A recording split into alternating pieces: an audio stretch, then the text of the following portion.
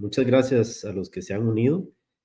Hoy va a ser un espacio pues más dinámico que cualquier otra cosa en donde queremos escucharlos más bien a ustedes. Los que tengan preguntas, comentarios, pues son bienvenidos. Pero lo que queremos Bullstocks y yo es simplemente hablar sobre la fontanería en su nivel más básico, que son los repos. Se habla muchísimo hoy en día sobre repo aquí, repo allá, crisis aquí, crisis allá. Entonces, creo que es bueno explicar los términos básicos para que la gente pueda tomar una mejor decisión cuando leen fatalismos y cosas así. Entonces, nada, nos pareció buen momento. Bull, ¿quieres decir algo? Sí, bueno, quería empezar con una introducción de un poco histórica de cómo empieza el mercado repo, Claro, porque es donde más dinero se mueve y al mismo tiempo el más desconocido por todo el mundo. así es. Pues dale. Bueno, pues empezando a nivel histórico, empieza, digamos, los años 50. En esa época había muchas restricciones a lo que los bancos podían hacer, cuánto podían pagar por depósito, qué tipo de operaciones podían hacer. Entonces, un grupo de operadores tuvo una idea bastante ingeniosa, que en lugar de recibir un depósito tradicional, estructuraban algo así como una venta con pacto de recompra. Yo te vendo un bono hoy, me das efectivo y mañana te recompraremos el bono a un precio un poquito mayor. Ese poquito mayor es el tipo de interés. Legalmente no era un depósito, así que se saltaba ciertas normas. Económicamente era un depósito disfrazado. Por eso al principio se le llamaba depósito sin depósito. Eran préstamos garantizados, tú prestas efectivo, yo te doy como garantía un título, normalmente deuda pública. Luego con el tiempo esto se generaliza, empresas con excedentes de caja prestan efectivo, luego bancos en la sombra y dealers piden prestado poniendo colateral y el repo se convierte en una forma de conseguir financiación barata y segura a mi corto plazo. Sí, de acuerdo. Yo creo que vale la pena entonces, aprovechando que nos contaste un poco esto, muchas veces se confunde un préstamo versus un repo, ¿no? Entonces la gente se preguntará cuál es la diferencia entre un banco otorgando un préstamo, por ejemplo, o una entidad como un fondo monetario entregando dinero a través de un repo.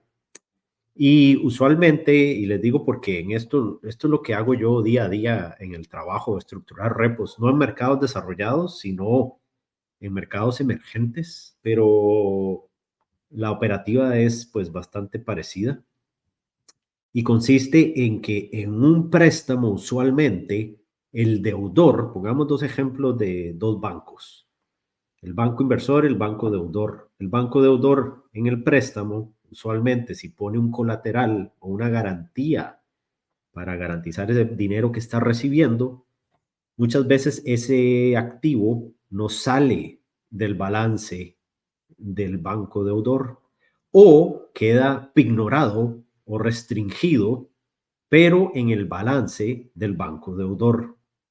Entonces eso es muy común en un préstamo. Eso es un riesgo legal bastante alto, porque si el banco deudor incumple en el préstamo y no paga, entonces el banco inversor va a tener que ir a la corte, a un juicio para tratar de recuperar ese colateral que había puesto el banco deudor. ¿Cuál es la diferencia con un repo? En un repo, el banco deudor tiene que forzosamente transferir titularidad del activo que esté poniendo como garantía, digamos que un bono del gobierno de Estados Unidos. Entonces, si yo le presto dinero a Bull en un repo, Bull me tiene que transferir a mi cuenta el bono de Estados Unidos que está utilizando como colateral. ¿Por qué hace diferencia eso? Porque si el día de mañana Bull incumple en el repo, yo no tengo que ir a pedirle permiso a nadie, a ningún juez, ni a Bull, a nadie le tengo que pedir permiso para liquidar ese colateral que ya está en mis manos desde el día uno que hicimos el repo. Entonces eso le da una seguridad legal bastante fuerte a quien esté prestando efectivo y lo hace mucho más sólido desde una perspectiva de tratamiento de capital ilegal para quien está prestando dinero, para el banco inversor. Me parece interesante hacer esa aclaración. ¿De acuerdo? Sí, es Eh, la parte más importante y que más se diferencia de un préstamo garantizado. Es un acuerdo de recompra y te obliga a entregar la garantía. Exactamente. Y tal vez para agregarle una capa de complejidad ahí, cuando Bull me transfiere en mis manos el bono de Estados Unidos, y pues ahí está la magia del sistema financiero. Y una vez que yo tengo el colateral de Bull en mis manos, que es el bono del gobierno, pues puedo hacer con él lo que yo quiera, siempre y cuando finiquite el repo, yo le devuelva el colateral. Pero si digamos, si el repo es por 60 días, ese bono del gobierno de Estados Unidos que me dio Bull en el día uno, yo puedo tomar una posición corta con ese bono. ¿Qué significa eso? Puedo venderlo en el mercado esperando que el precio baje y recomprarlo luego más barato. O podría recibir ese colateral de Bull y yo rehipotecarlo. ¿Qué significa eso? Yo ir a pedir dinero prestado con ese colateral que no es mío, sino que me prestó Bull por 60 días, ¿no? Entonces podría montar una operación donde yo me apalanco con el colateral de Bull por 58 días y me aseguro que en el día 58 se reversa la transacción, recupero el colateral de Bull y en el día 60 se los retorno sin que él sepa toda la magia que hice yo detrás del telón. Eso se puede hacer siempre y cuando el colateral sea transferido a las manos del inversor y no quede en el balance del deudor. Espero me hayan seguido ahí. Y lo irónico de esto, que aunque el repo nace como una forma de esquivar la regulación, un truco bancario, quien más lo impulsa posteriormente es el propio Estado. En los años 50 y 60 la Fed empieza a usar repo para hacer operaciones de mercado abierto, presta efectivo un día a un grupo selecto de intermediarios y estos absorben emisiones de deuda del tesoro que el resto del mercado no traga tan fácilmente, por así decirlo. Exactamente. Más tarde, en los años 70, aparece el primer fondo del mercado monetario, el Reserve Primary Fund. Estos fondos son como una versión institucional de una cuenta remunerada. Recogen el CAD de empresa y lo invierten en cosas muy seguras y muy líquidas.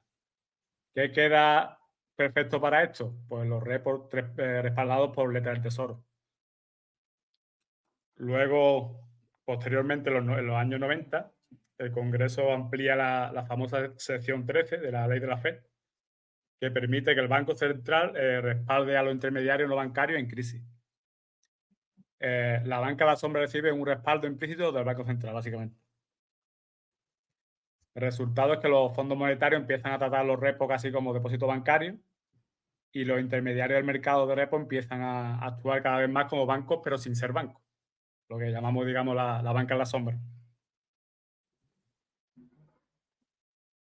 Ok. Luego hay un punto de inflexión en el 2008 a partir con la ley Dodd-Frank y Basilea III,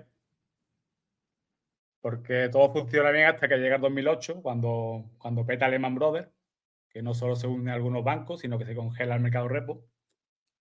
Los grandes proveedores efectivos dejan de rolar operaciones, el colateral empieza a perder valor, los famosos CDO, y el sistema de financiación a corto plazo se queda sin oxígeno, básicamente. Ahí es donde los reguladores se dan cuenta de varias cosas, que el verdadero sistema bancario paralelo está en el mercado repo y que no pueden tener un sistema así sin colchones de capital y de liquidez, que es cuando entran las dos piezas clave, que es en Estados Unidos la ley Dodd-Frank y a nivel global el acuerdo de Basilea III. Luego, Dodd-Frank, muy resumido, hace tres cosas importantes, que primero pone bajo radar a la FED bajo el radar de la FED a los grandes intermediarios sistémicos, no solo a los bancos clásicos. Luego empuja a que muchos productos derivados, repos, etc., pasen por cámara de compensación, con más transparencia y más márgenes más estrictos. Y luego limita el propietario y trading de los bancos con la Volcker Rule. Menos casino en el balance propio y más banca aburrida, digamos. Luego, en paralelo, Basilea III cambia la forma en que los bancos miran su balance. Digamos, pedían más capital de alta calidad, las regulaciones, menos apalancamiento con el SLR, luego más liquidez estable con el LCR y NSFR, y luego un mayor control de riesgo de contraparte. La consecuencia directa de esto en el mercado repo es que los bancos redujeron su papel como intermediarios principales y los fondos monetarios y las empresas sponsorizadas por el gobierno, la famosa GSE, tomaron más protagonismo en el mercado repo como principales prestamistas. Luego la Fed tuvo que intervenir más posteriormente con el RRP y el SRF, eso fue ya posterior, para estabilizar la tasa la SOFR, cuando la famosa repocalipsis de 2019.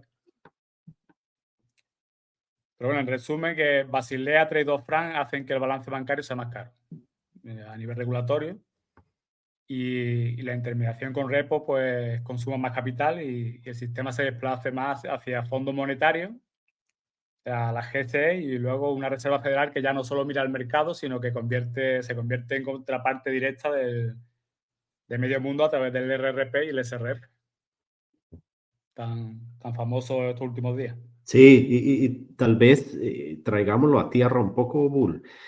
El repo es como el bloque génesis, si se pudiese decir, del sistema financiero. Es donde se consigue liquidez, ¿no? Entonces, los dos mundos de efectivo con colateral tienen su unión en lo que se llama el producto repo. Entonces, por ejemplo, cada vez que el gobierno, por ejemplo, de Estados Unidos o cualquier gobierno en general emite deuda, la mayoría de las posiciones de los compradores están apalancadas, ¿verdad? Muy poca gente o muy pocos institucionales, muy pocos inversores compran bonos del gobierno de su país con dinero propio, porque eso no es eficiente. Recuerden que desde la perspectiva financiera, utilizar el dinero de alguien más es mucho mejor que utilizar el tuyo. Entonces, ¿cómo se utiliza el dinero de alguien más? A través de un repo. Te apalancas en el mercado repo para conseguir liquidez y con esa liquidez comprar las emisiones que, por ejemplo, el Tesoro de Estados Unidos o los gobiernos en Europa o el gobierno de Costa Rica, etcétera, estén emitiendo. Entonces, el repo, como les dije, es como el punto inicial que nutre a todo el demás sistema para que fluya bien. Entonces, cuando el mercado repo, que es el mercado de muy corto plazo, lo que se llama el mercado de dinero, cuando el repo empieza a convulsionar, es donde es tan peligroso y por eso es que la Fed siempre, 100% de las veces que el mercado repo empiece a tener convulsiones, va a entrar a lubricar, porque si ese primer bloque se atasca, todo el demás mercado financiero, acciones, derivados, bonos corporativos, todo lo demás no funciona adecuadamente.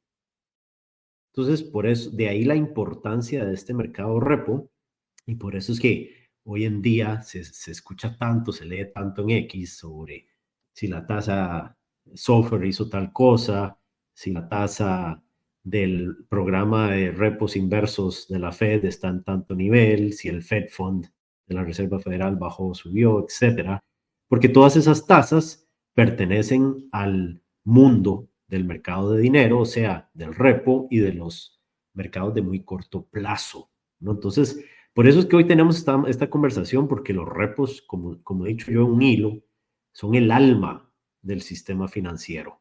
Y si no funcionan bien, nada puede funcionar bien cuando en otros temas o en otros aguas dentro del mercado financiero. Y adivina cuál es la sangre del mercado repo. ¿Cuál es? La deuda de Estados Unidos, ¿no? La principal, ¿no? Así es, y es que como se habrán quieren dado... eliminar, ¿no? Sí, como se habrán dado cuenta, el repo funciona con colateral. Necesitas un colateral si quieres pedir dinero prestado. Si alguien te va a pedir prestado, si vos tenés efectivo más bien y quieres prestar, vas a pedir a cambio un colateral. ¿Cuál colateral? Si vos sos un inversor ¿Qué colateral? Y yo sé que esto va a doler a quienes tengan ojos rojos, pero ¿qué colateral es por excelencia, si vos fueras un inversor, el que pedirías para dormir tranquilo en las noches? Pues es la deuda del gobierno de Estados Unidos. Esa es la más segura, es la más líquida, es la más profunda que existe en el mundo y por lo tanto, cuando uno tiene bonos del gobierno de Estados Unidos, conseguir liquidez en un abrir y cerrar de ojos, porque cualquiera te la toma.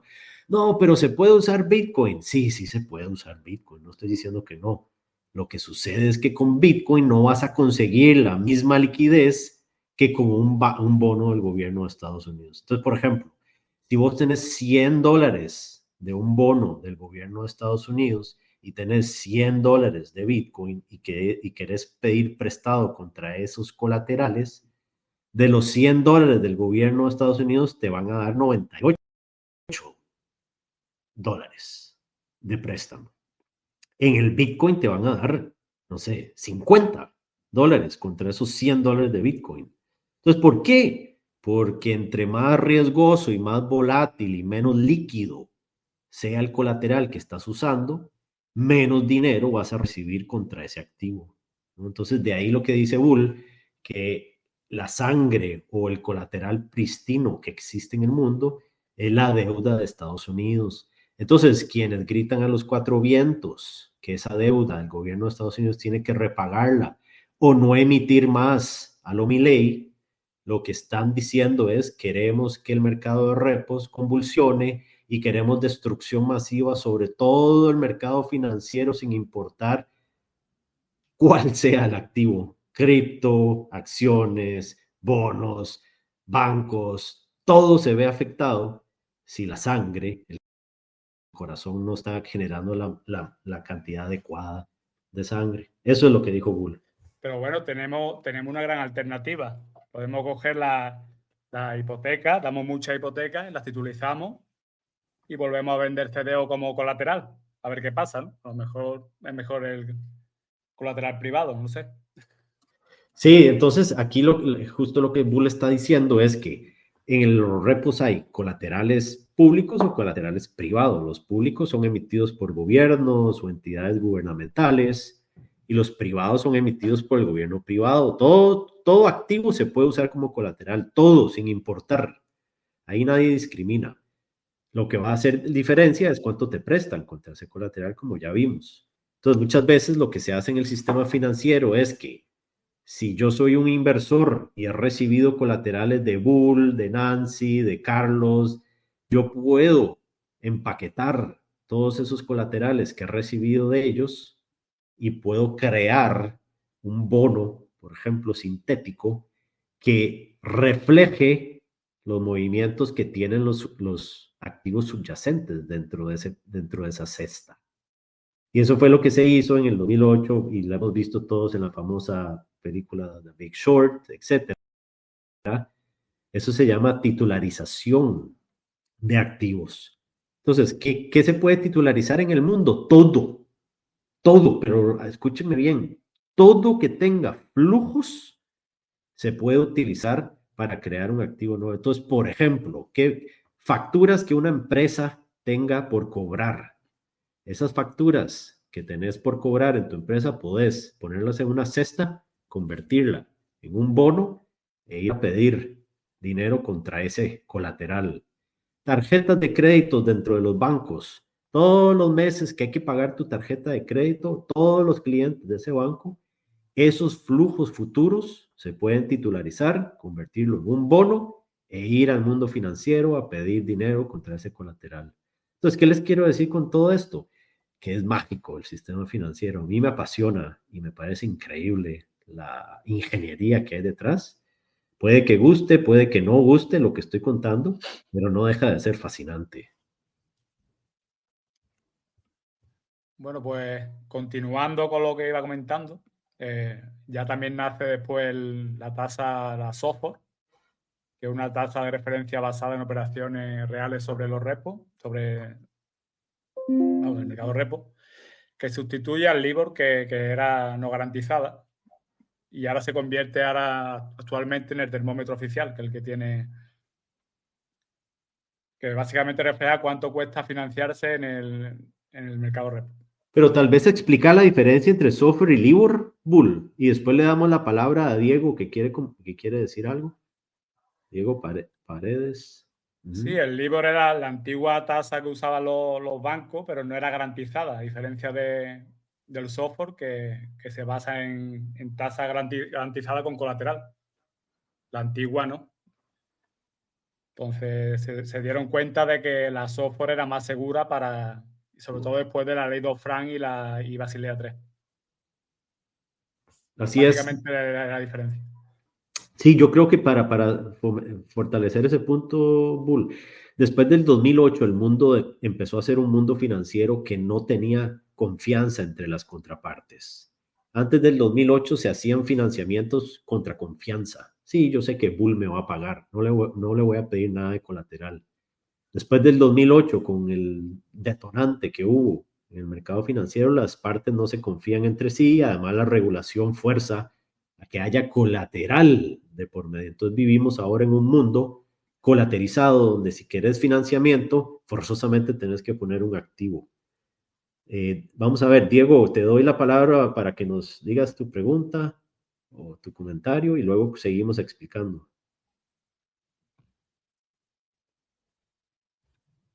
Ya deberías tenerlo. Sí, te escuchamos. ¿Cómo están, muchachos? Los saluda Diego Paredes de Lima, Perú. Muy interesante la conversación y pues quería complementar con una pregunta. Yo lo leo bastante a Michael Howell, que es un ex banquero de Londres, y él comenta mucho sobre justamente la tasa SOFR, los repo y toda la dinámica de liquidez en el mercado de dinero, ¿no?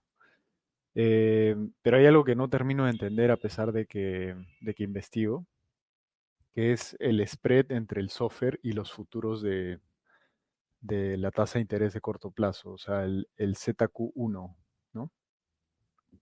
Entonces, justo al mirar este spread, lo que él comenta es de que eso es justamente el estrés bancario a nivel de los gigabancos, ¿no?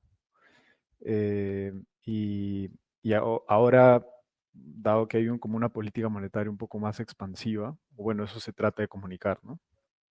Por la reducción de las tasas de interés y demás, el mercado cripto realmente no está, no está alineándose a esa narrativa, ¿no? Es más, o sea, en vez de subir ha caído, y ha caído bastante. O sea, estamos hablando de un 10-20%, dependiendo del cripto en el que estés, ¿no? Y entonces, lo que yo entiendo por la conversación que estás narrando, Daniel, es de que, uno, que la liquidez es importante. Dos, que tú puedes bancarizar cualquier cosa, pero la tasa de interés obviamente es lo que va a determinar el precio de cómo el mercado está leyendo tu inversión. Pero la tasa de interés de referencia igual sigue tomando un papel importante ahí, ¿no? Entonces, ¿cómo esto, cómo esto se alinea a ese diferencial que Michael Howell comenta siempre, que es el spread entre el SOFR y el futuro de las tasas de interés de corto plazo? Si no me he dejado entender, por favor me avisan también.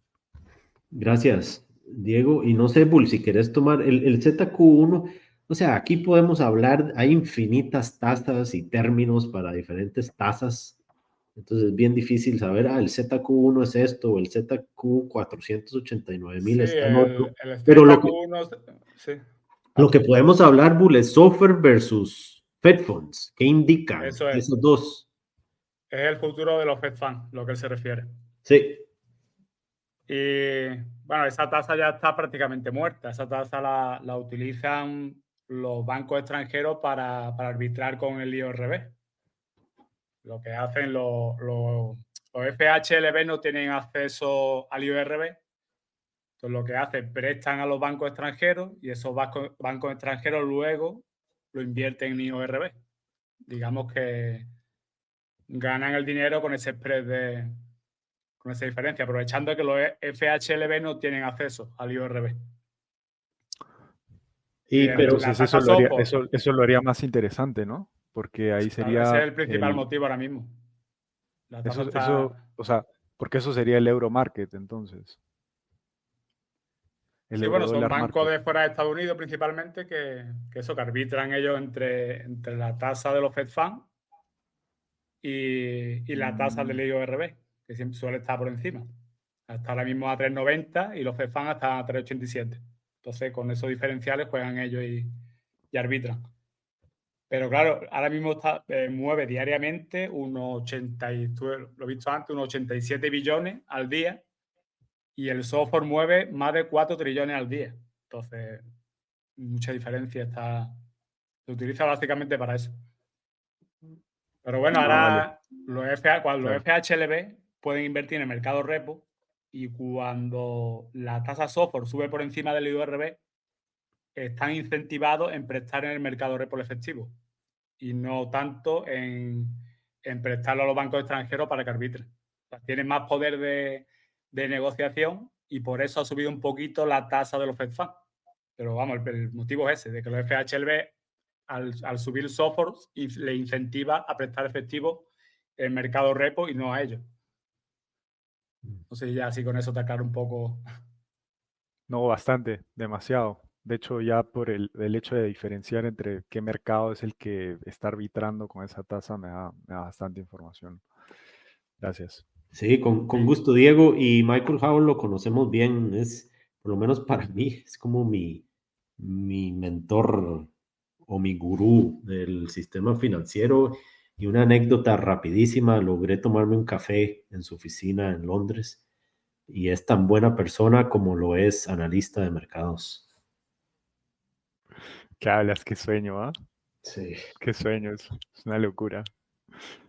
Pero bueno, gracias muchachos. Un abrazo por allá. Ok.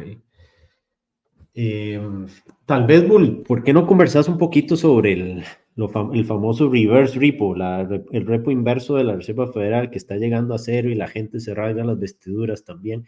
Por todo se rasgan las vestiduras. Si algo aprendido en X es que cualquier cosa que suceda es igual a crisis, tensión, muerte, sí. etcétera. Si Pero sube el tal repo vez, inverso, malo, y si baja también malo. sí, si sube, viene crisis, si baja, viene crisis, si se mantiene, viene crisis.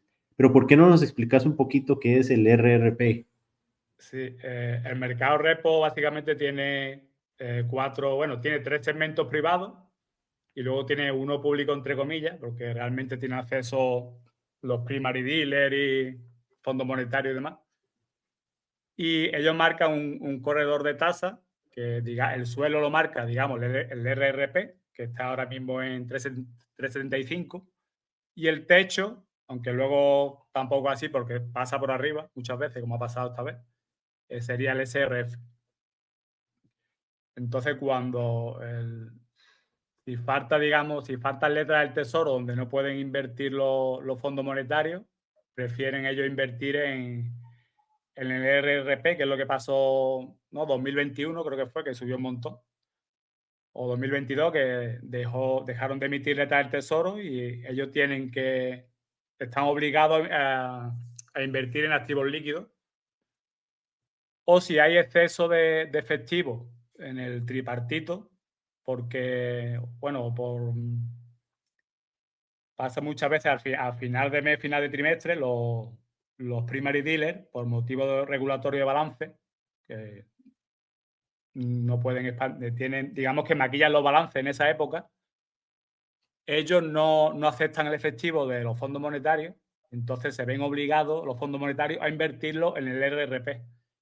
De ahí que si os fijáis y vemos el gráfico, vemos como a final de mes, vemos los repuntes en el RRP o trimestralmente o sobre todo a final de año.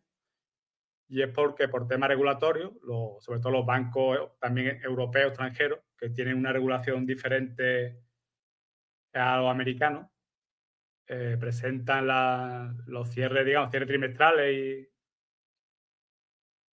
y maquillan los balances dejando de invertir en el mercado repo. Se desapalanca porque le ocupa, en el SLR y demás, le ocupa a ellos balance. Ese es el Sí, motivo del RR. y tal vez para complementar lo que Bull dijo, todo banco central, y la Reserva Federal no es la excepción, todo banco central tiene que manejar su política monetaria tiene que asegurarse que su tasa de política monetaria, que en el caso de la Reserva Federal es el Fed Fund, esa es la tasa que sube o baja, pero todo banco central tiene una tasa de política monetaria y tiene que asegurarse que fluctúe, que el mercado de dinero, las tasas del mercado de dinero fluctúen en un rango. No puede ser que las tasas vayan de 0 a 1000 en el mercado de dinero. Eso es un mercado de un banco central que no está bien controlado, no hay transmisión de política monetaria. Entonces, ¿cuál es el rango? ¿Cuál es la banda de la Reserva Federal?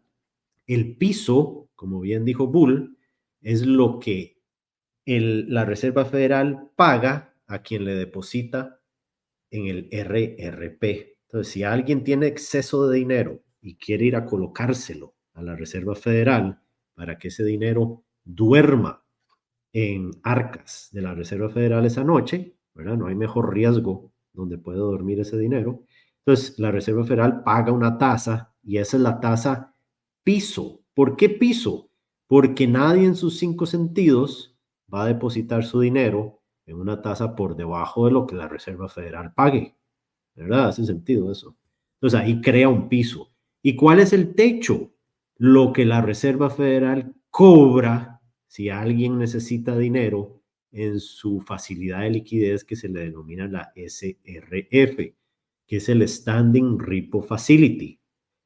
Toda contraparte que necesite dinero y tenga acceso a esa facilidad va a pedir dinero contra colateral en esa facilidad de liquidez y lo que la Reserva Federal cobra ahí, ese es el techo. Entonces, la Reserva Federal se preocupa o se asegura que las tasas de mercado de dinero fluctúen en ese rango, que no suban por debajo del techo ni no rompan el piso, ¿no? Entonces, también vale la pena recalcar eso. Y entonces, porque, o sea, vean que el RRP, para mí una manera fácil de explicarlo es, los fondos monetarios, por ejemplo, tienen dinero estacionado ahí. Un fondo monetario puede tener dos opciones cuando viene el cierre del día. Vos sos el gestor de ese fondo monetario y tenés $500. Esos $500 los podés dejar durmiendo en la cuenta de un banco como un depósito o lo podés meter en el RRP de la Reserva Federal y que duerma con la Reserva Federal. ¿Cuál tiene menor riesgo de contraparte o riesgo de crédito?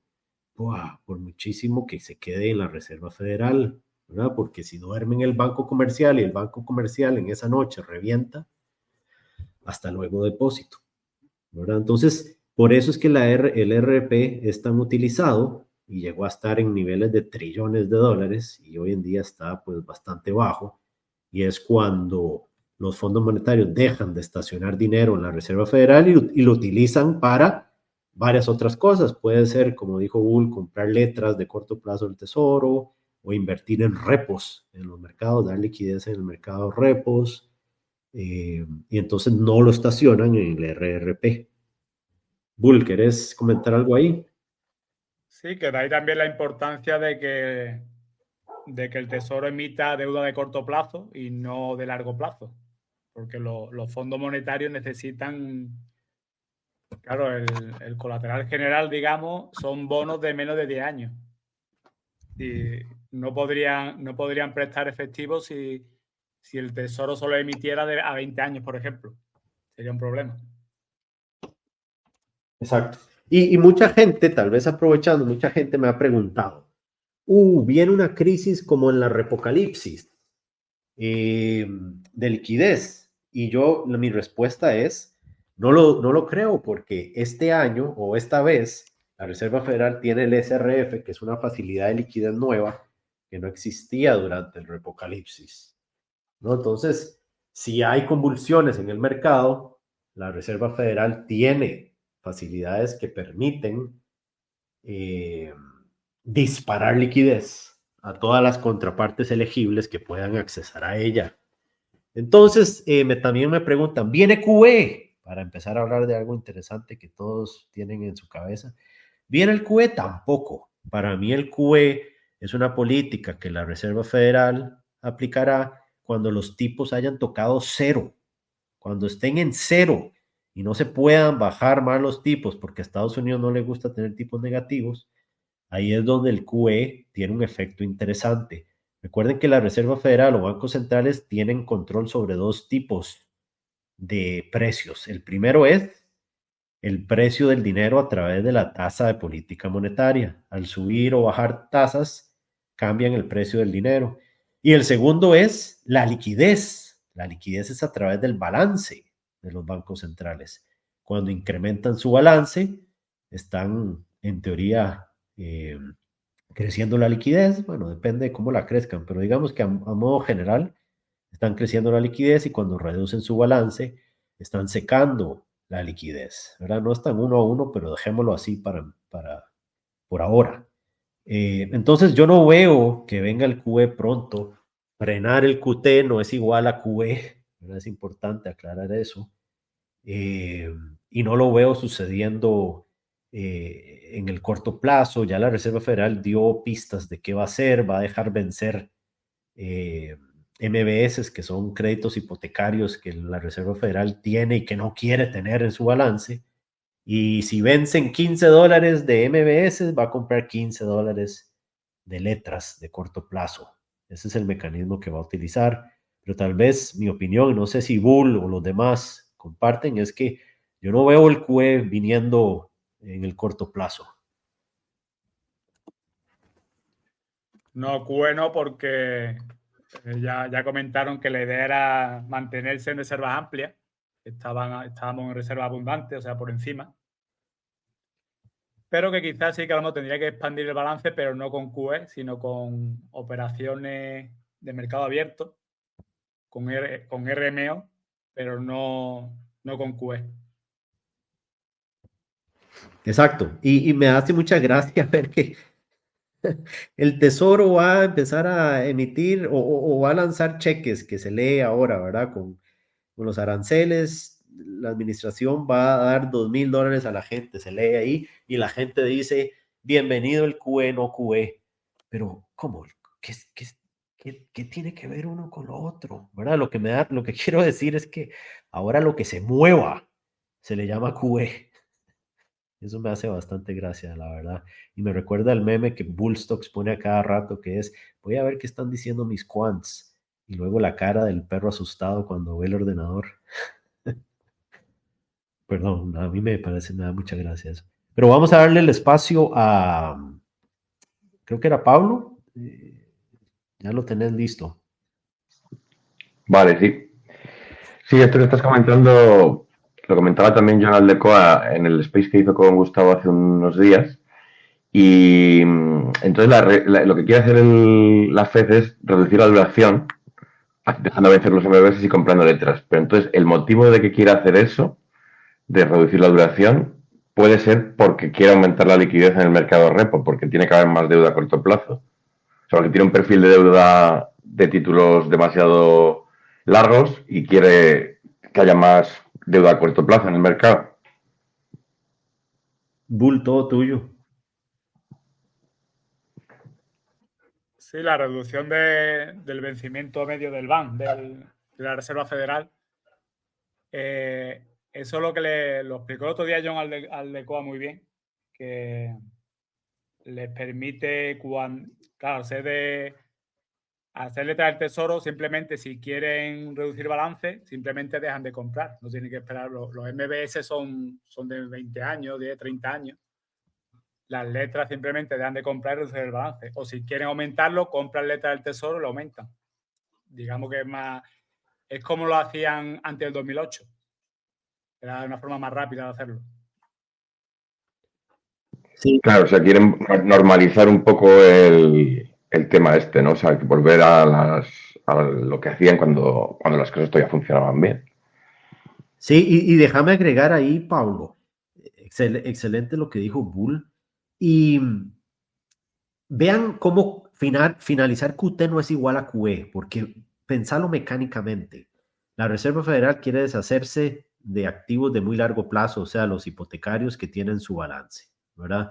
Entonces, cuando deja vencer esos activos de muy larga duración, ¿verdad? Que además vencen bastante lentos, ahora les voy a explicar por qué, pero vencen bastante lentos, y compra letras. ¿Qué significa eso? esa duración que venció y que la Reserva Federal no la renovó, esa duración tiene que ir a algún lado, no se destruye. Esa duración lo que va a suceder es que el mercado privado tiene que absorberla y ya no es la Reserva Federal comprándola. Entonces, ¿qué quiero decir con esto? Que haya frenado QT todavía no significa que esté estimulando las condiciones. Está forzando al mercado privado a comprar activos de mayor duración y la Reserva Federal está optando por comprar absolutamente corta duración. Entonces, si lo ven desde esa perspectiva, finalizar QT es bueno para la liquidez. Sí, es bueno, es neutro, diría yo, finalizarlo. Pero no es estimular la liquidez, porque todavía el sistema financiero está forzado a tragarse esa duración que sí o sí tiene que ser emitida. ¿Por qué los créditos hipotecarios o los MBS cuestan tanto para la Reserva Federal salirse de ellos y por qué quiere deshacerse de ellos a toda costa? Porque son hipotecas que la gente ha tomado, que fueron empaquetadas, como dijo Bull, en productos como los MBS, y son hipotecas que fueron tomadas, por ejemplo, cuando los tipos eran 0, o 1, o 2% de la hipoteca. ¿Quién en su sano juicio va a ir a refinanciar hoy en día una hipoteca que tengas al 1% para conseguir una que está al 5%? No hace sentido eso. Entonces la gente se sienta en sus hipotecas, prefiere no vender su vivienda y quedarse con una hipoteca absolutamente ganadora. Y por eso es que la Reserva Federal no ve que venzan rápidamente estas hipotecas, porque claramente quien está del otro lado debiéndola no la va a soltar, pero nunca, ¿verdad? Entonces, esa es la razón por que la Reserva Federal quiere letras, como bien dijo Bull, que son más flexibles y más controladas por la Reserva Federal en cuanto a cuándo quiere salirse o entrar, versus MBS, que está totalmente a la merced de lo que el mercado privado, de los deudores del mercado privado quieran hacer.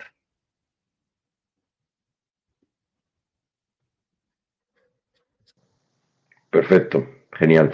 Pero, pero entonces tiene que haber demanda para TLT, o sea, tiene que haber inversores privados comprando bonos de largo plazo. Si no hay suficiente demanda en el mercado privado para esos bonos de largo plazo, pues entonces la Fed no puede hacer lo que quiere de conseguir deshacerse de esa duración, ¿no? Tal vez, Bull, antes de que yo subí un hilo el otro día sobre justamente esto, sobre la evolución de la emisión de letras versus larga duración. Y lo que se estima es que en el 2026 y empezando en el 2027, es cuando se espera que el Tesoro empiece a generar emisión incremental de bonos de larga duración. Pero en el interludio, en el intermedio, va a emitir en la parte corta de la curva de letras y notas de 2 años, 3 años plazo. Ahí es donde va a emitir fuertemente el Tesoro, y eso mueve o fuerza la mano de la Reserva Federal. Esa es la dominancia fiscal de que tanto se habla. La vamos a ver por varios años más. Entonces, oferta de larga duración no va a haber incremental. Y hay contrapartes o compradores que forzosamente, Pablo, tienen que comprar sí o sí. Fondos de pensión, aseguradoras, tienen pasivos de ultra largo plazo y tienen que calzarlos con activos de largo plazo. Entonces, estos van a tener que ir a comprar sí o sí. Siempre hay demanda por parte de ellos. Pero si hay menos oferta, entonces es lo que hace que el rendimiento quede, no sé si decir artificialmente, pero más bajo de lo que debería estar.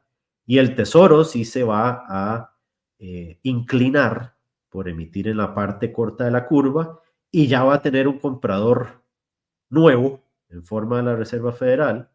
Pero déjame decirte una cosa, a mí nunca me ha preocupado emisiones de letras por parte del Tesoro. ¿Por qué?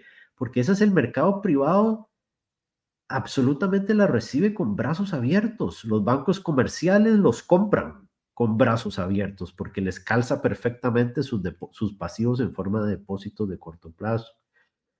Los hogares las compran.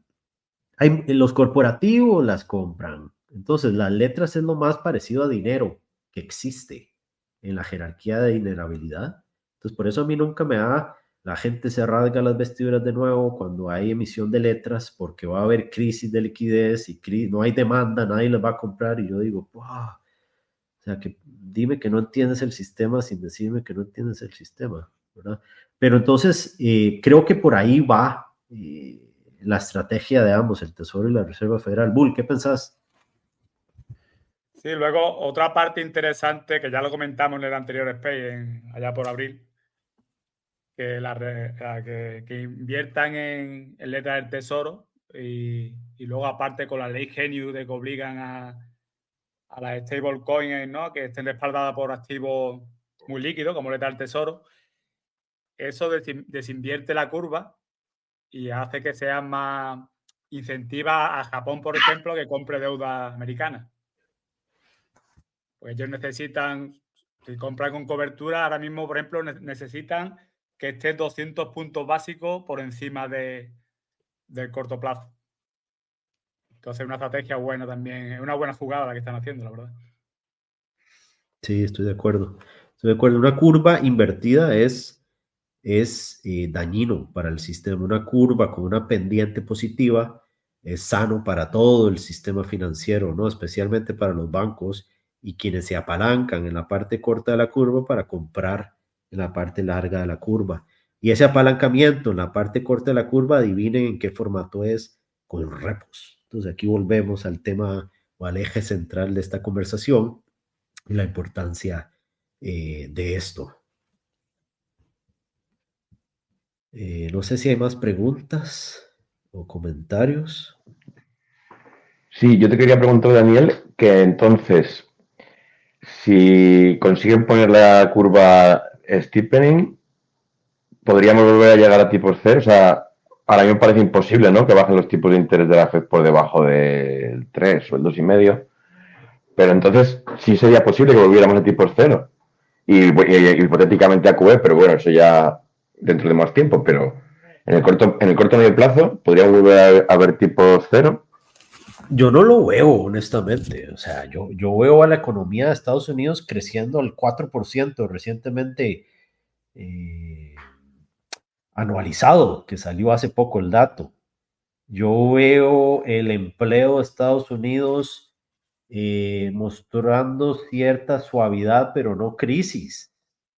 Yo veo consumo de Estados Unidos todavía en niveles relativamente positivos. Yo veo el rendimiento del bono del Tesoro a 10 años en un nivel que es nada de crisis. Yo veo a los bancos comerciales prestando entre 4,5 y 5% de crecimiento de sus carteras de créditos en Estados Unidos. Yo veo los mercados accionarios subiendo. Entonces, te podría decir todo lo que veo, que me dicen, yo no veo que venga una crisis, una recesión a la economía. Yo lo que veo es mayor el riesgo de inflación que de recesión, honestamente. Y yo creo que entonces la Reserva Federal, bajando tipos con todo lo que te estoy diciendo, yo no sé cuánto es políticamente forzado, ¿no? Pero entonces, ¿qué quiero decirte, Pablo? Yo no veo por qué tenga que llegar a cero el tipo de la Reserva Federal. El tipo llega a cero cuando estamos en medio de una tormenta de crisis financiera, ¿verdad? Y todos los demás señales más bien están en verde, diría yo, o sea, positivas, ¿no? O sea, puede haber, Sí. puede haber... ¿sí? El único tema es que Trump está empeñado en reducir los tipos a corto plazo. No sé si hasta cero, por supuesto, pero si le dobla el brazo a la FED, sí que pueden llegar a bajar más de lo que deberían, ¿no? Y provocar que se dispare la inflación, etcétera. Pero bueno, eso ya es otro cantar que no tiene que ver ahora. Perdona. Sí, si ves los puntos famosos de la Reserva Federal, en 2 años plazo se estima que esté como en 2,75, 3%, la tasa de la Reserva Federal. Pero, o sea, llegando a cero, no vería por qué tiene que llegar a cero. Puede llegar a ese nivel y ya no bajar más, ¿verdad? Eso puede suceder. pero llegar a cero, no, de nuevo, no veo qué podría suceder para que se dé eso. Vale, muchas gracias. Bull, ¿opinión de eso? No, yo tampoco lo veo a cero, la verdad. Yo creo que se mantendrán por encima del 3. Es que no es lo normal. Tipo cero es algo, es una pandemia, pero bueno, sí, después del 2008, ¿no? Porque hubo una crisis muy grande, pero yo creo que tipo por encima del 3 es normal. No sé yo. Sí, yo siempre he dicho que las tipos en cero son una enfermedad de transmisión financiera. No es normal tipos en cero, pero lo que pasa es que la mayoría de nosotros, la experiencia que tenemos en mercados financieros es a partir del 2005, 2008. Entonces, la realidad o el prejuicio que tenemos histórico es de una era donde los tipos eran cero, pero esa era fue 15 años de un total de historia de milenios, en donde los tipos no eran cero. Entonces, la gente muchas veces cree que eso es lo normal. Eso es anormal, tener tipos en cero o negativos. Sí, de hecho, si nos vamos a los años 80, estaban los tipos al 15 en España, al 20. Exacto. Tipo al 3 yo creo que no es algo exagerado. Exactamente, pero entonces muchísimos en X, ¿verdad? Lo que quieren es que los tipos lleguen a cero, que haya QE al máximo para que su portafolio de shitcoins vaya al infinito, pero no lo veo sucediendo en el corto ni en el mediano plazo, la verdad. Vamos a ver, hay más preguntas por aquí. Ah, sí, hay una, vamos a ver. La bolsa del pobre Mr. BlackRock. Tu micrófono está abierto.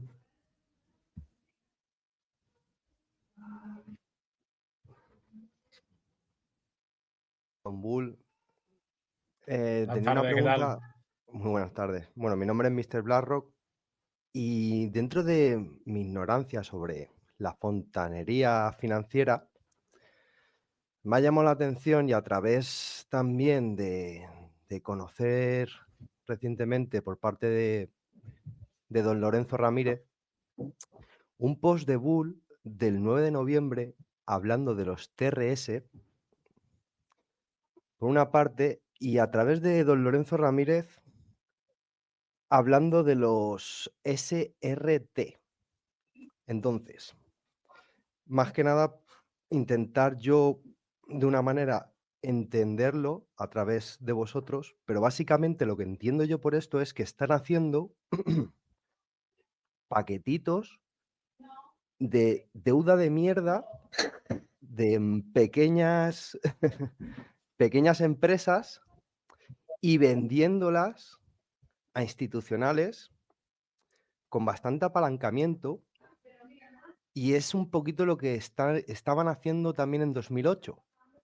También tenemos, por otra parte, declaraciones recientes de Goldman Sachs, los sospechosos de siempre, diciendo que no, hombre, que no puede haber ninguna crisis de crédito, ¿no? Sumado incluso a ese cierre de gobierno, ¿no? Que está como, que tengo entendido yo también, que están sacando dinero, hombre, obviamente los ahorradores, o sea, bueno, los ciudadanos, para poder afrontar esos pagos diarios y semanales, ya que ellos cobran el cheque semanal, digamos, ¿no? En Estados Unidos. Más que nada también los RST, no que sea una bomba aquí a corto plazo, porque esto pone estirar el chicle todo lo que quieran, sino si está bien hecha la definición de que están cogiendo paquetitos, o sea, están cogiendo deuda de mierda de pequeñas empresas, envolviéndolos en paquetitos financieros o de especulación.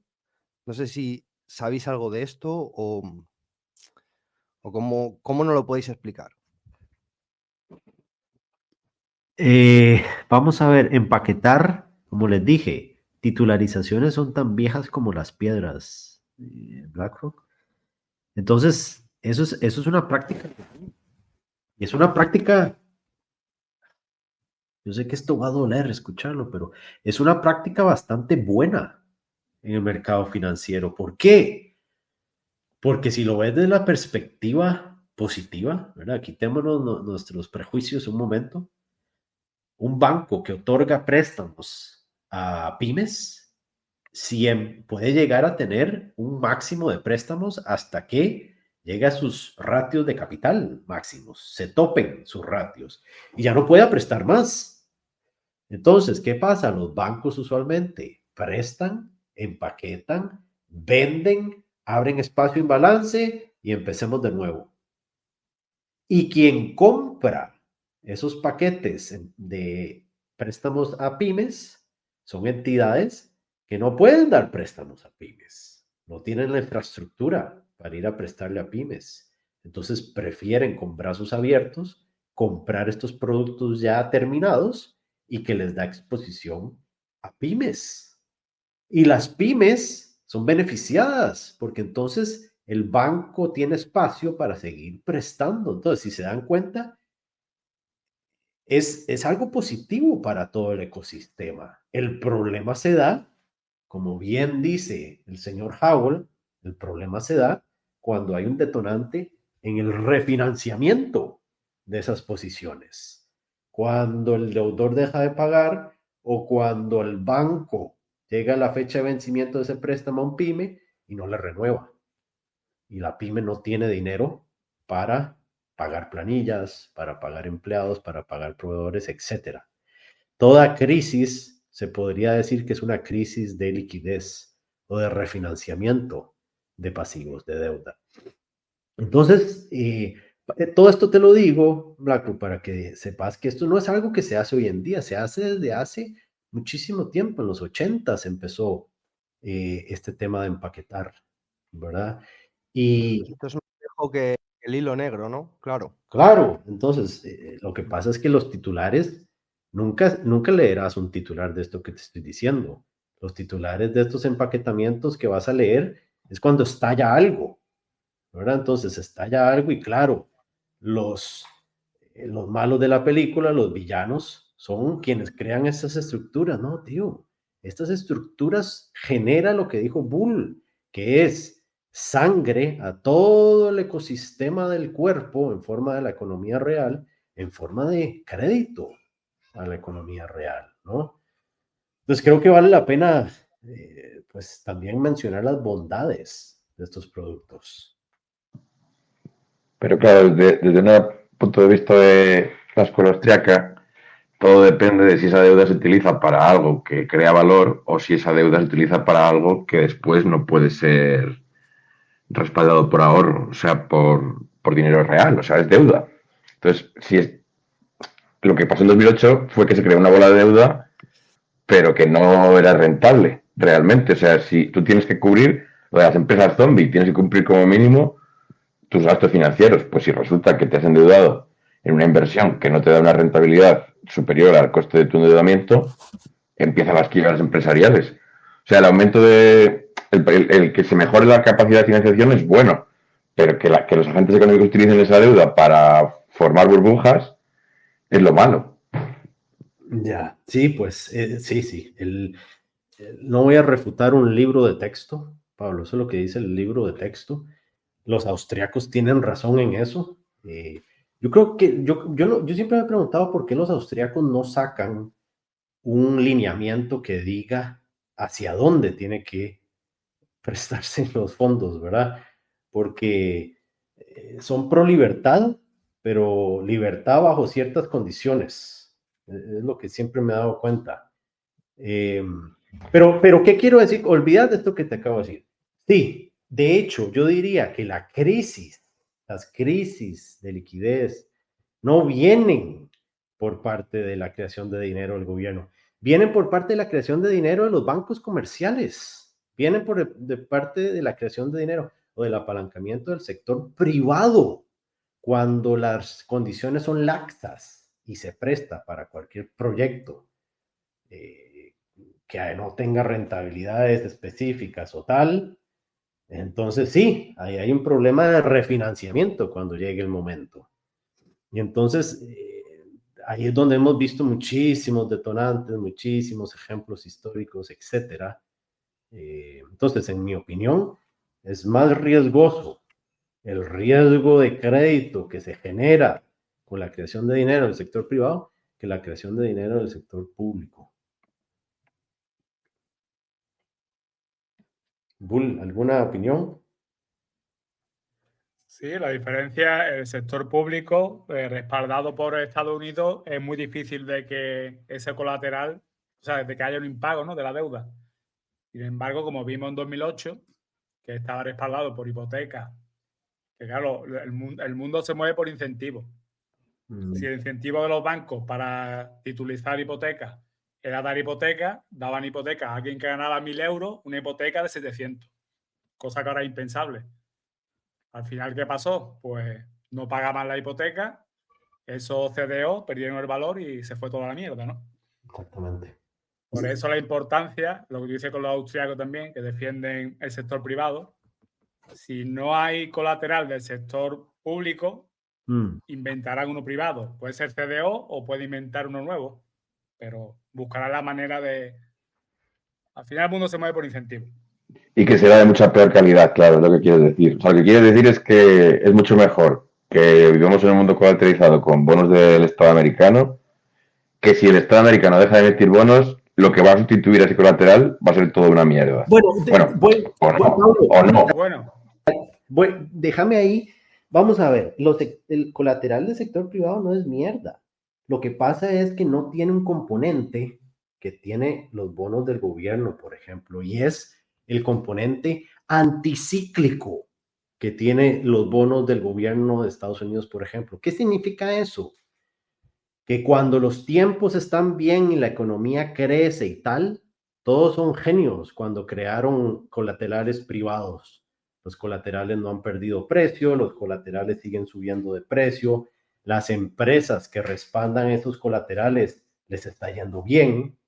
Entonces todos somos felices.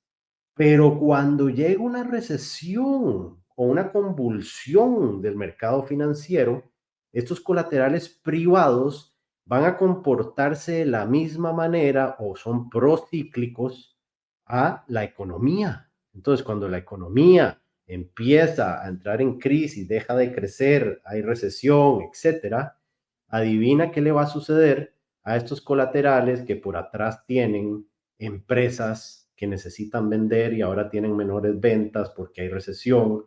Ese precio de ese colateral, ¿hacia dónde va a ir? Hacia la baja.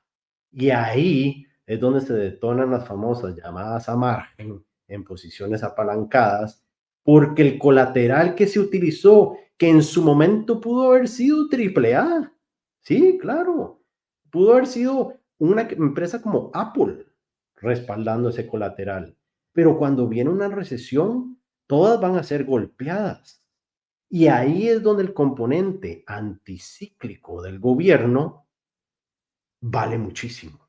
Y es que cuando hay recesión, el precio de los bonos del gobierno de Estados Unidos, en vez de bajar como todos los demás colaterales, va a subir porque es un refugio ante la tormenta. Entonces, tal vez todo esto, Pablo, para decirte que los colaterales privados no son malos.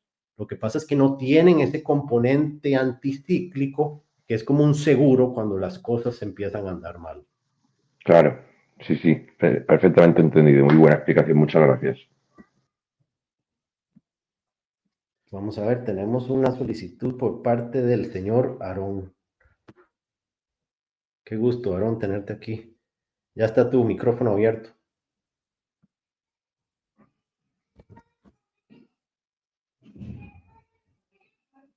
Aarón, todo tuyo. Hola, ¿me escuchan bien? No me he dado cuenta, disculpen. ¿Me escuchan? Perfecto. Sí, perfecto. Oye, buenas tardes. Nada más lo que yo podría poner ahí es que en privado o sea, si no hubiera dependencia, se tiene que utilizar la deuda del gobierno estadounidense, punto, simplemente porque es cuestión de efecto red.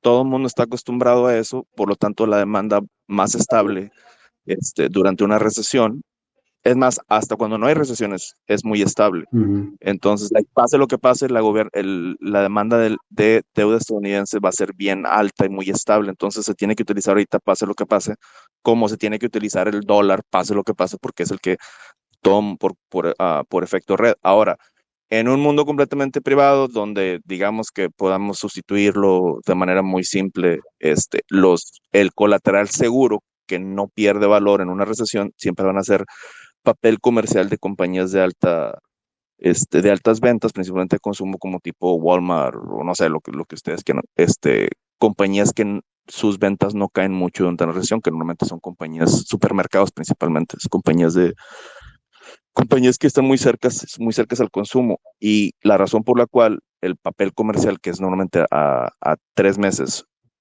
pase lo que pase, no pierde valor, es porque aunque los intereses suban 2, 3 puntos, como se capitaliza solo 3 meses, no a bastantes años, el valor presente, aunque los intereses suban, el valor presente no se va a colapsar, y aún en la recesión es buen colateral, porque la compañía detrás es buena y porque los productos que produce están en alta demanda, ya estemos en recesión o en expansión. Sería mi punto. Pero ahorita, donde estamos, se tiene que utilizar el dólar y se tiene que utilizar la deuda estadounidense, simplemente por cuestiones de efectos red, que sería muy parecido, corrígeme si estoy bien, al hecho que se utilizan los bonos italianos, aunque no sean los bonos en Europa, como colateral. Ya, independientemente si son los de más alta o baja calidad, la demanda es muy estable por cuestión red, ya es costumbre. Y para salirse de esa costumbre, pues va a tomar un tiempo. Sí, absolutamente de acuerdo. Bull, ¿alguna opinión? No, nada. Okay. Sí, yo estoy de acuerdo con eso, Aaron. Y hoy en día se compara muchísimo a los Magníficas 7, ¿verdad? Como si fuera riesgo soberano. Se financian a tipos muy parecidos al gobierno, tienen un efecto red comercial brutal. No sé, muchas veces he escuchado esa comparación, pero siempre quedo como diciendo, yo no me lo compro 100% ese argumento, porque en una crisis es cuando realmente la gente se da cuenta si era 1-1, igual a riesgo del gobierno o no. Pero, ¿a qué compañías estás mencionando o qué tipo de deuda dices que es más o menos parecida? Pues a las Alphabet, a las Microsoft, que logran emitir deuda a niveles muy parecidos al costo del gobierno, son grandes receptoras de flujos de inversión por parte de ETFs. Entonces se dice que es casi que un colateral con alta seguridad, pero lo que yo digo es que nunca será 1-1 con las condiciones de un bono del gobierno. No, estoy de acuerdo contigo, nomás ahí la diferencia sería que si son muy a corto plazo, la diferencia es casi irrelevante porque no se descuenta mucho. Entonces, por más que suba el interés de uno y baje el interés del de gobierno, la diferencia va a seguir siendo mínima. El valor presente no va a cambiar y se va a repagar en 3 meses. Por eso, la otra te iba a decir, y hay bastante que trabajarle en ello. Qué bueno que lo mencionaste. Si puedes, por privado, me mandas la información de esas compañías grandes, porque entre ellas va a haber diferencias. Entonces, me gustaría analizar el behavior el comportamiento de la deuda de ellos durante las recesiones para ver qué tanto cae el valor presente, y ver las diferentes. Te agradecería mucho si luego por privado me mandas más detalles de eso, porque es súper interesante exactamente lo que yo tengo en mente. Ciertas compañías son el tipo de producción que ellos hacen tiene tanto flujo monetario, pase lo que pase, y son tan confiables que sus deudas van a ser también muy estables y pueden formar parte de un colateral de alta calidad, pero obviamente va a tener sus diferencias, y esas diferencias son muy importantes. Sí, Interesante. estoy de acuerdo.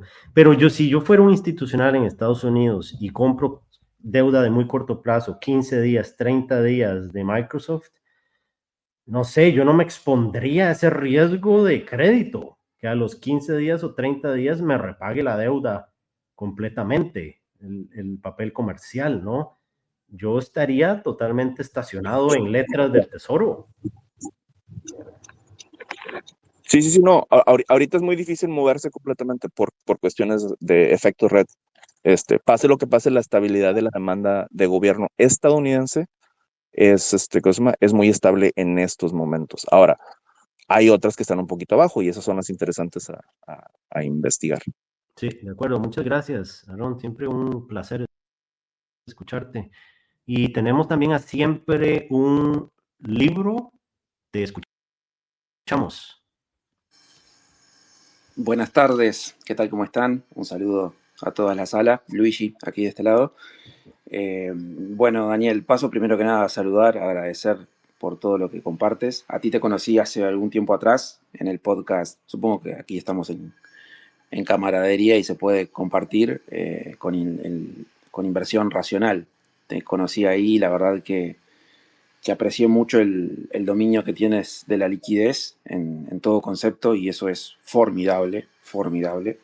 Y bueno, agradecerte primero que nada por lo que compartes. La pregunta mía y la participación puntualmente, yo soy un comerciante que no tengo, digamos, diversificación dentro de los mercados financieros, sí en otras áreas de mi vida y de mi patrimonio, pero no dentro de mercados, digamos.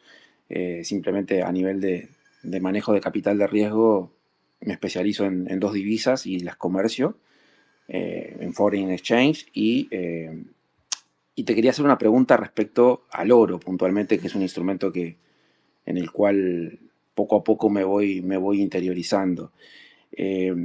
Por esto que estamos viendo de que se aprecia permanentemente, de que, bueno, es impresionante el rendimiento que ha tenido este año. Realmente, ¿cuál es tu visión? No me quiero quedar con una visión cortita. Mi pregunta era, quizás yo también entré tarde al espacio, si lo dijeron antes pido disculpas, pero ¿cómo ves tu visión respecto al oro a nivel macro, ¿no? Porque, bueno, es el instrumento de mayor capitalización, vemos a China por ahí comprando oro sin ton ni son. ¿Cómo evalúas tú el oro de acá a largo rato, digamos? No te estoy hablando para 2000, es muy difícil la pregunta también, ¿no? Pero basado en tu experiencia y matizándolo con ese buen manejo que tú tienes de la liquidez, ¿cómo ves el oro a futuro? El oro a futuro lo veo siendo un activo que no es pasivo de nadie. Esa es la respuesta más fácil, no voy a fallar en esa, ¿verdad? Pero vamos, es interesante el tema del oro porque también siento que hay muchísimos mitos con respecto al oro. Entonces, primero sí, el precio ha subido muchísimo, pero si te has dado cuenta se ha vuelto bastante volátil. El Es precio impresionante del oro, cómo ha cambiado, sí. Sí, que no debería ser así. Entonces, ¿qué me dice a mí? Que sí, hay un componente de gente tratando de cubrir la degradación de la moneda, el famoso trade de debasement, ¿verdad? De degradación de la moneda. Sí, hay un componente de eso. Además, fuego a la hoguera en forma de bancos centrales comprando oro, pero pronto vamos a regresar a eso. Pero entonces lo que yo digo es que también hay un componente, dada la volatilidad, especulativo. Entonces, yo creo que inevitablemente ya hay muchísimo capital especulativo en el oro, dado como se ha movido. Pero entonces cuando uno escucha, bancos centrales compran oro, esa es mitad verdad, es mitad verdad. No son todos los bancos centrales comprando oro. No es cierto eso. No es cierto que es bancos centrales comprando oro para mitigar la estafa Ponzi. No, eso suena muy bonito en X, pero en la realidad no es así. Entonces, los bancos centrales de países desarrollados no están comprando oro como lo están comprando los bancos centrales de países emergentes. Y eso es una historia bastante interesante de analizar. A mí lo que me dice es que los bancos centrales de países desarrollados siguen anclados al dólar, siguen anclados a comprar reservas denominadas en dólares, siguen ancladas en cuanto al sistema que gira alrededor de la moneda reserva, que es el dólar, y los que están comprando son mercados emergentes. Y quien más compra dentro de esa lista es el Banco Central de China.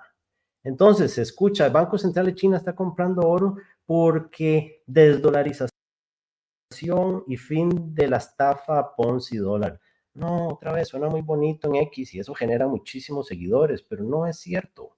El Banco Central de China, más que estar comprando oro para desdolarizar, está comprando oro para tratar de gestionar su deuda masiva que tiene en moneda local. ¿Qué significa esto? Cuando vos tenés deuda en moneda local muy alta, los gobiernos tratan de licuarla. Hay varias maneras de tratar de licuar deuda. Una es con inflación y la otra es devaluando tu moneda. Pero ¿qué pasa? China no puede devaluar la moneda contra Estados Unidos porque hemos visto que Trump no acepta que haya ese, entre comillas, esa trampa por parte del Banco Central de tratar de devaluar su moneda contra Estados Unidos. No gusta, genera un riesgo político muy alto. Entonces me gusta la tesis de que China está devaluando su moneda contra activos reales, específicamente el oro. Entonces, al comprar China oro en su moneda, porque no sé si sabían, pero China puede comprar oro denominado en yuanes. Cuando compra eso, genera que el precio del oro, desde la perspectiva de yuanes, suba y suba y suba y suba. Y eso es una manera de licuar la deuda que tiene brutal por encima de lo que tiene la deuda de Estados Unidos del gobierno, porque recuerden que el gobierno de China también tiene que sumar la deuda de los bancos comerciales de China, que son el gobierno, y la deuda, porque son bajo la misma sombrilla, ¿no? Entonces hay una deuda enorme que China, al parecer, está tratando de licuar vía la compra de oro. Entonces sí, claro, desdolarizar es una consecuencia bastante positiva desde su perspectiva, pero la razón fundamental es porque están tratando de lidiar con el nivel de deuda que tienen hoy en día en moneda local, y es a través de la devaluación de su moneda contra el oro. Entonces es una tesis que a mí me hace muchísimo sentido.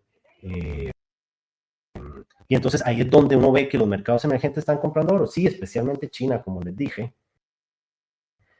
Pero la única manera que yo vería que eso genere algún cambio en el sistema monetario actual o el sistema de comercio actual es que los mercados emergentes empiecen a liquidar exportaciones e importaciones entre ellos con oro, por ejemplo, o que los mercados desarrollados le acepten a los mercados emergentes recibirles pago por intercambio comercial en oro, que eso no lo veo pasando en ningún momento, ¿verdad? Entonces, yo también subí un hilo sobre cuáles serían los escenarios que se dan para que los bancos centrales lleguen a tener todos oros en su comercio, y la conclusión final es que podría suceder entre los mercados emergentes, pero lo veo muy difícil que los mercados desarrollados acepten moneda de cambio, oro o una moneda garantizada por el oro. Lo veo súper difícil, pero bueno, ahí vi que Aaron tiene... Aaron, decinos qué pensás. Déjalo dejo para después porque ya llegué a mi destino, discúlpenme. Cuídense mucho, bendiciones. Luego hablamos. Ok. Entonces, esa es mi opinión, Bull. ¿Qué pensás del oro? Del oro, la verdad que tu tesis, la verdad que me parece interesante. No tengo mucha opinión sobre el oro. Parece, no sé, un activo, se ha revalorizado igual que todo, la bolsa, Bitcoin, todo con la liquidez, y ya no sé yo cuál es el motivo real que hay detrás. Pero me parece interesante, la verdad, tu tesis. Te escucho un poco cortado, Bull. No sé si seré yo nada más. ¿Se me escucha ahora? Bueno, y algún otro comentario, pregunta, y si no, vamos concluyendo para no quitarle mucho tiempo a la audiencia. ¿Alguien más tendrá alguna pregunta o comentario? Y si no, pues... Daniel, Entonces, me hicieron una pregunta por X, que me decían si podíamos ver las diferentes tasas que hay. No te escuchamos. No se me escucha. A ver. Pero bueno. Yo sí que te escucho bien, Bull. Ahora sí. Escucha bien, ¿no? No sé, Daniel, a lo mejor. Sí, que me preguntaban por X si podíamos ver las diferentes tasas y qué es lo que mide. Y luego decía que por qué el spread entre la tasa GCF y la tripartito miden la capacidad de los balances de los primary dealers. Y por qué no solo usar la tasa GCF para ver qué es la repo interdealer. Y así ya aprovechamos y explicamos de manera breve los 3 segmentos privados, digamos, del mercado repo. Y ya le explico por qué eso es así. Porque la base, digamos, el repo tripartito, que es donde los fondos monetarios prestan, digamos que es la capa base. Y aquí tenemos 3 actores, ¿no? Uno necesita cash, normalmente un dealer, un banco grande. Y luego está el que tiene cash, que es, digamos, los fondos monetarios, los GSE, tesorerías públicas. Y luego hay un custodio que es el banco New York Mellon, que es el que liquida. El que guarda los valores, gestiona el colateral, mueve el efectivo entre cuentas de uno a otro y automatiza el ciclo, digamos. El RRP y el SRF también están metidos dentro del tripartito. Es la forma en que los dealers se financian con los fondos monetarios y los GSE. Y al mismo tiempo el mecanismo en que la Fed ancla los tipos de interés a corto plazo. El corredor. ¿Qué diferencia tiene con el GCF? La diferencia es que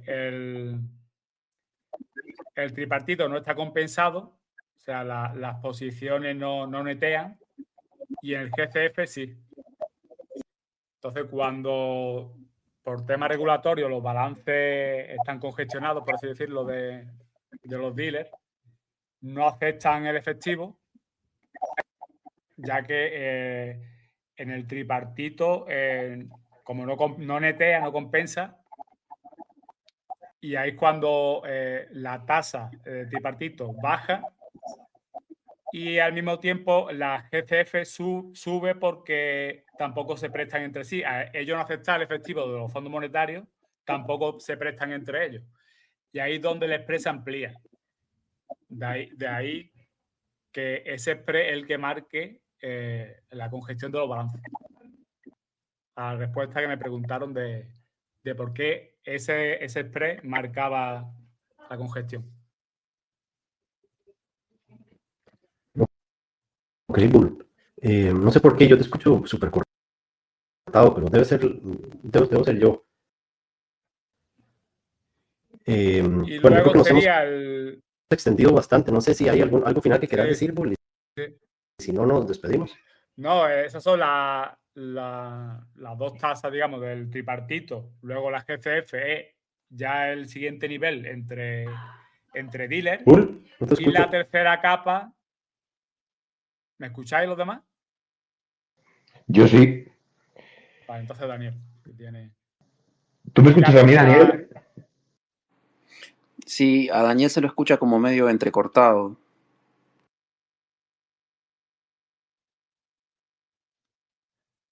Bueno, la última capa sería ya la DVP y la DVP se divide, bueno, la bilateral, digamos, que es donde ya los dealers prestan a los fondos de cobertura, donde ellos hacen su estrategia apalancada, ¿no? De basic trade, relative value y tal. Y luego ese segmento tiene 2 partes. Una es repos compensados a través del FIC y luego otro que no son compensados, que es donde ahí se llevan porque suelen ser con garantías específicas, donde prestan bonos específicos que los utilizan para hacer las estrategias de basic trade. En resumen, esa sería la tasa de VP, la que se muestra en los gráficos. Estaría las 2 de repos públicos, RRP y SRF, y luego estaría la TGCR o la tripartito, la GCF, interdealer, y la DVP, la bilateral, que son las que se muestran. Daniel, ¿me escucha?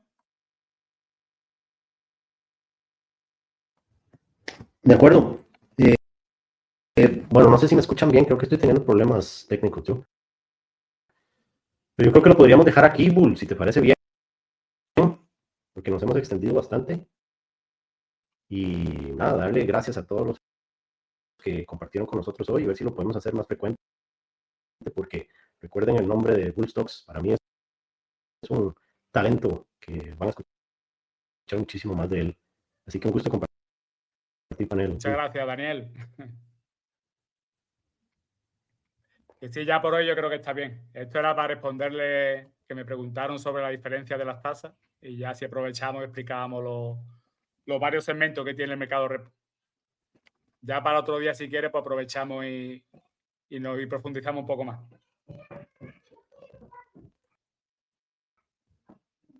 Muchas gracias a todos y buenas tardes. Muchas gracias. Buenas tardes.